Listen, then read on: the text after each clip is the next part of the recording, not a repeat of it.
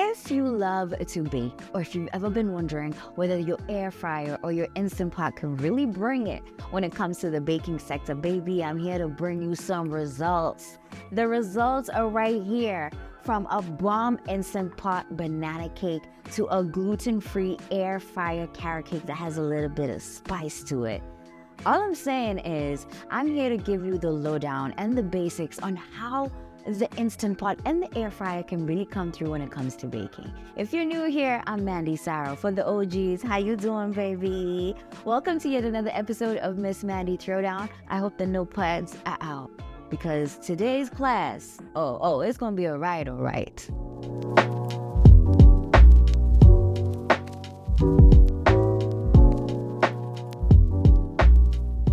Now, I know you want us to get into the baking part of the cakes, right? However, I think I should give you a little crash course to save you some coins and some time when it comes to actually picking the baking tin that you will need either for the Instant Pot or for the air fryer or for both of the appliances if you have both. So first things first, I want you to know air fryer sizes and Instant Pot sizes matters. It's important for you to know whether you have a 5.5 liter, a 3 liter air fryer. Just know the amount of liters you got because that's going to be very important. And that also matters right over here. Over here, you're seeing 3 baking trays that I have, but I'm about to put you on. I know you're about to hit me with the, where can I get these? In the kitchen aisles, in the supermarkets? Just take a few steps, ask the attendants. Trust you me, I've seen them stocked in a lot of the supermarkets. And you want to make sure that it's non-stick as well. Good quality baking tin is very important. Now that we have that out of the way, which baking tin should you pick for the appliance that you have? That's usually a very big dilemma that I feel like a lot of people may not know is something that you could experience. So let me save you that heartache. First things first when it comes to the baking tins. So you've purchased it, but which one should you be going ahead to purchase? I say always start with the smallest. The smallest one is the best one, and I'm gonna show you why.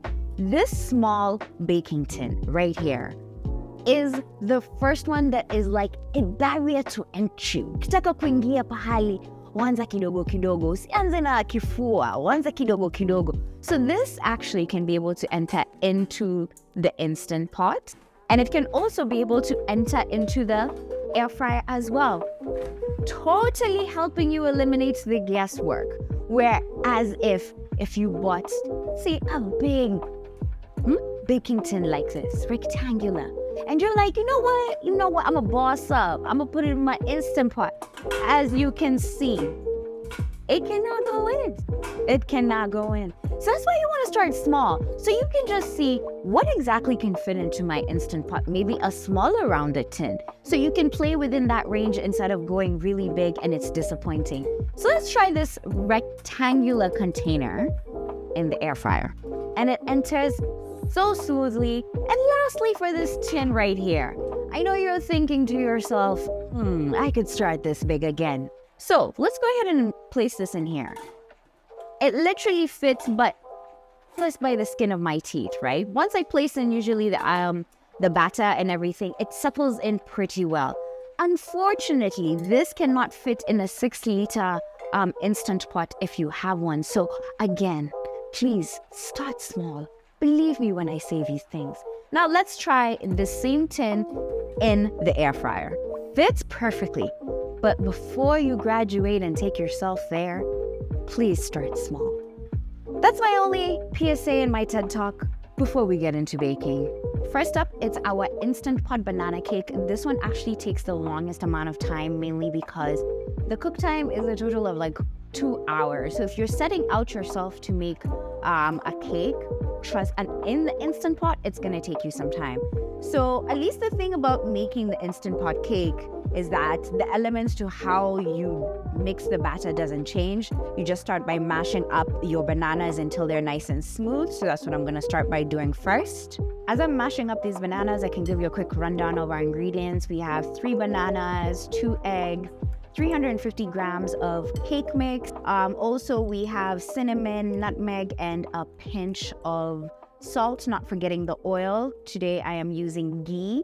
You can use vegetable oil as well. So You guys already know the deal. You're gonna mix your wet ingredients first and then you mix in your dry ingredients, or you mix in your dry ingredients then mix in the wet. And we're gonna go in with our ghee right here. That's 5 tablespoons. The measurements are in the description box. Now, one hack to adding in your eggs to your batter mix, you just gotta crack it into a separate bowl. So that way, in case it's a bad egg, you don't end up mixing it into the batter. Okay, and then add the second egg.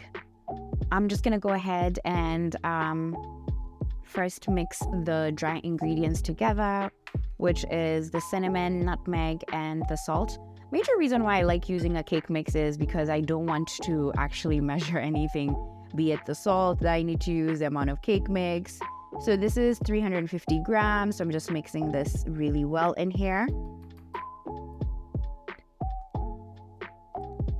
Now, I'm gonna mix in the wet ingredients, just lightly. Then I'm gonna go in with my dry ingredients.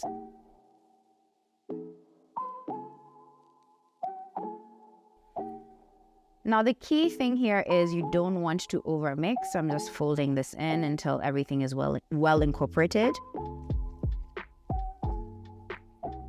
So I've added a little bit of ghee into this baking tin, and I'm just making sure to brush, or rather rub down the oil that's in here.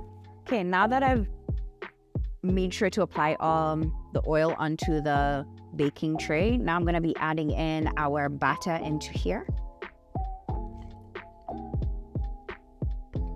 Now that we've added the batter into here, I usually just like to make sure it's well settled in, and then it's time to foil. The foil will help for it to trap moisture to cook it through, and also for the top to cook as well. And just to be on the safe side, I like to double foil.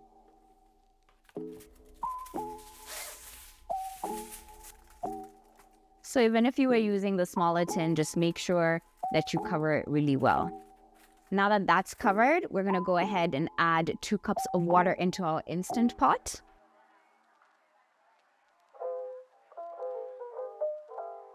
And once we've added in the water, we're just gonna place in our trivet. It comes with every electric pressure cooker.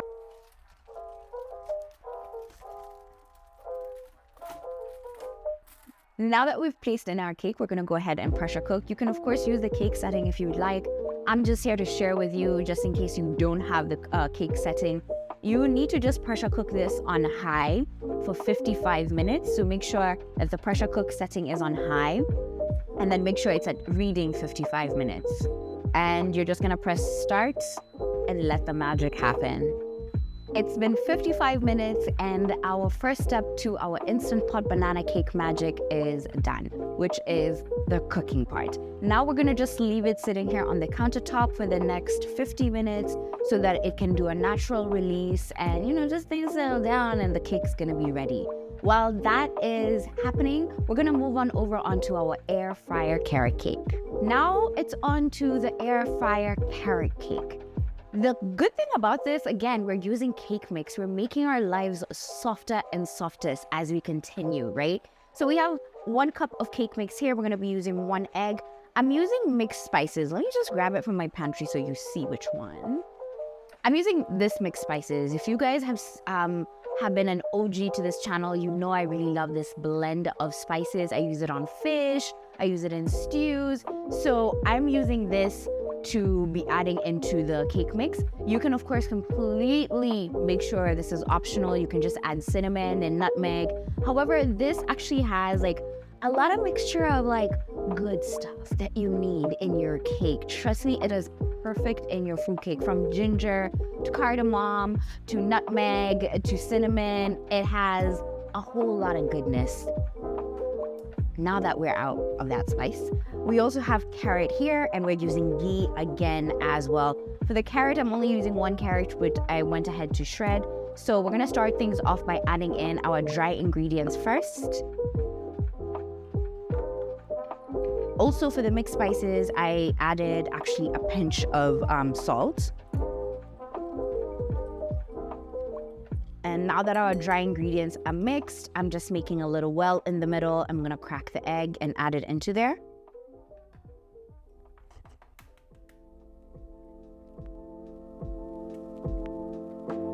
That we've cracked our egg in here, we're just going to pour it into our well of goodness. We're gonna add in the oil, which is the ghee. You can use vegetable oil as well. And then I'm gonna be adding in the carrot as well.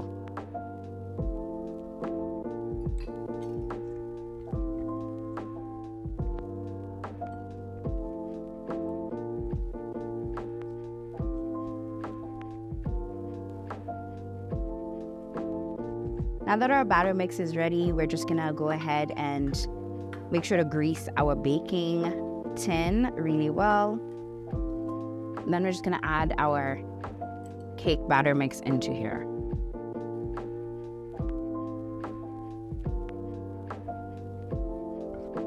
Our batter is finally in our baking tin. First things first, whenever you're baking with your air fryer, I have to say this, you must preheat your air fryer. I don't even care if your air fryer is like from the future, bro, that says you do not need to preheat. Trust me, you're gonna need to preheat. And you can preheat it manually.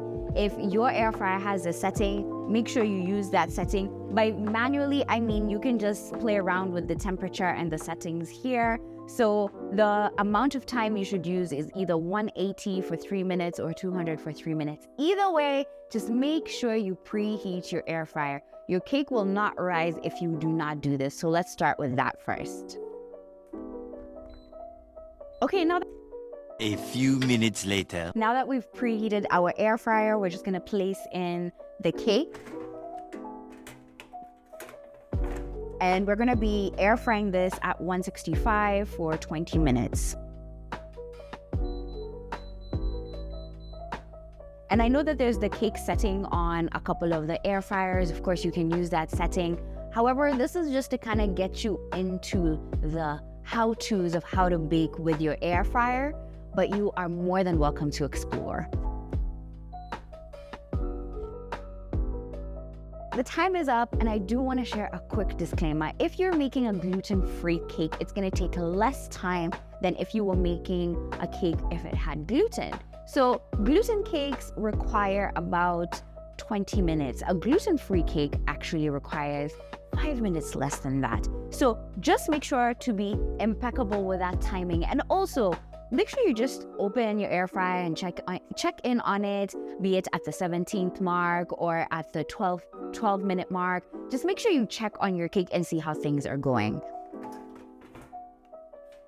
Our cake is ready. I've been using a toothpick to just make sure it comes out clean, and voila, it is a clean toothpick. Now, all we're gonna do is take it out and set it out here on the countertop. Our cake right here from the air fryer is completely cooling down, and it's been 50 minutes of the Instant Pot just, releasing its pressure naturally. And that's why it's so easy to open it. We're gonna open and see the magic. Okay. Going to open up our banana cake. As you can see, it's looking fantabulous. Fantabulous, baby. We're just gonna let this rest, and then we're gonna finally be able to take it out of the container. So you need it to completely cool down so that you don't have to yank taking it out. A few minutes later. Our Instant Pot banana cake has completely cooled down. Child, look at that, look at that. Look at how easy it is to come out. I mean, look at the material. And just like that, we're ready. And its counterpart, the air fryer cake. This is our gluten-free mini loaf cake. It's also cooled down. As you can see, ladies and gentlemen, I present to you the Instant Pot banana cake and the air fryer loaf carrot cake. Gluten-free, actually. Look at the material. It's the moment I'm pretty sure you've been waiting for me to cut through these cakes so that we can see, am I really bringing it? Am I coming with the receipts? Let's do that. Let's do that. Let's do that, baby. Let's do that. I'm starting with the Instant Pot banana cake because it's actually a fave. I really love how the Instant Pot delivers such moist results. Look at that side profile. It's the side profile for me. And I love to actually enjoy it the next day. So I usually let it cool down on the countertop until the next day. Then I can have it with, some tea, a little bit of extra butter on top. That's me. And now let's cut up into the gluten-free cake. And actually the gluten-free flour that I got here was cassava. So as you can see, look at the side profile, the crunch. That's what I'm looking forward to, actually. The moment we've been waiting for. We're gonna start over with the Instant Pot banana cake.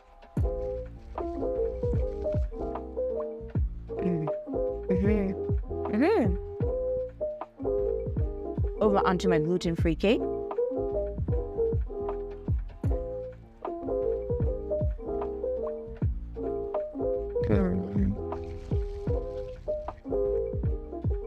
The mixed spices and oh my God, match made in heaven. This right here is what you need to be having for breakfast or as a snack, or you can take as a gift to someone's house.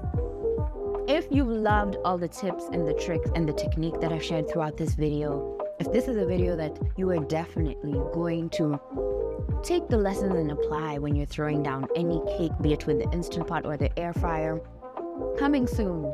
All you guys to do is give this video a thumbs up. If you're new here, please subscribe because I am the air fryer and throw down queen, and I stay sharing tips and tricks that will make you become a better cook with either or appliance. And baby, please share this video with somebody who you know would want to bake with their appliances too. Until the next video, please stay eating delicious.